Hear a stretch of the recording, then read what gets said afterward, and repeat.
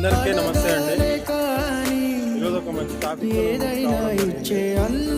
ముందుగా అందరికీ జై జవాన్ జై కిసాన్ అండి. మరి కొంతమంది నాయకులు చాలా మటుకు ఏం చేశారంటే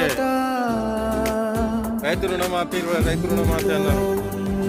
వచ్చిన 3 నెలలు 4 నెలలు 4 నెలల దగ్గరకు వస్తే ఐదో నెల అనుకుంటా ఇది.